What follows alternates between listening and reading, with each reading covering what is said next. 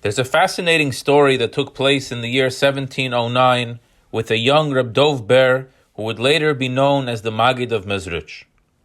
When he was 5 years old, the house that he and his mother lived in unfortunately went up in flames and burned to the ground.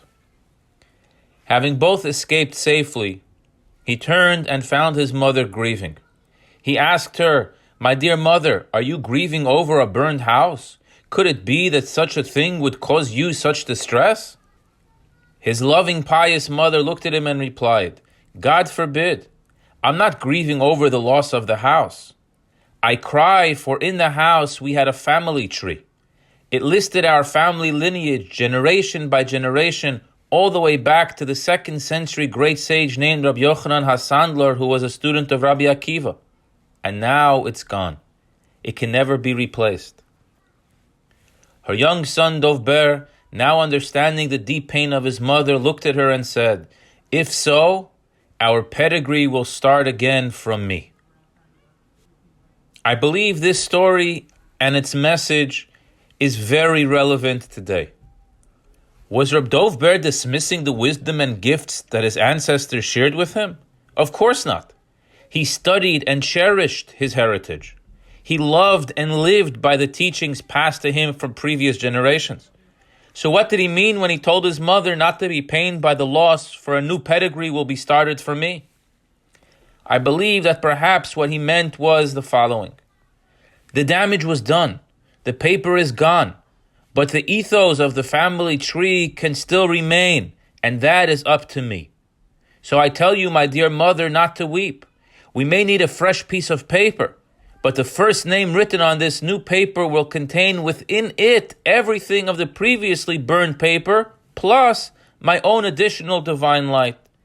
I will take it to a new level for the future generations to benefit. Indeed, a new pedigree was started. When I heard what happened yesterday in the Capitol building, when I saw the images, my mind took me to this story. In my initial thoughts, the disgraceful behavior of fellow citizens in our nation's capital was compared to a fire burning down a house. There is one reaction to grief, not for the material damage, but for something much deeper and symbolic that seems to have been set on fire with flames of undisciplined emotions. But there is another approach. After the unfortunate damage was done, we can ask ourselves, are we ready to start a new pedigree? Do I have the stamina that it takes to forge a new, bright future? Maybe this can be a watershed moment not to forget or dismiss our forebearers. Rather, we embrace the wisdom and ethos and take it to a higher place. This way, the next generation will cherish and carry with pride those who raised them. This week, we begin reading the 2nd book of the Torah, the book of Shemos. In English, they gave this book the name, the book of Exodus. But that's not the translation of the word Shemos. Shemos means names. Not only is the portion of the week called names, but the entire 2nd book of the Torah is called the book of names. And maybe there's a lesson to be learned from the two. The beginning of the book, this week's Parsha, teaches us the story of our slavery in Egypt. In a few weeks, we will read the story of the Exodus from the Egyptian exile. And the question we ought to ask ourselves is, after we emerge from darkness, when there is an Exodus, what type of name do I want to make for myself? Do we want to live anarchic freedom or disciplined freedom grounded in divine values? When a house is burned to the ground and our sacred paper of history is completely gone, we are still given the opportunity to start our own pedigree. As Jews, witnessing chaos and darkness must be a call to action for us to increase our output of light through doing more mitzvahs.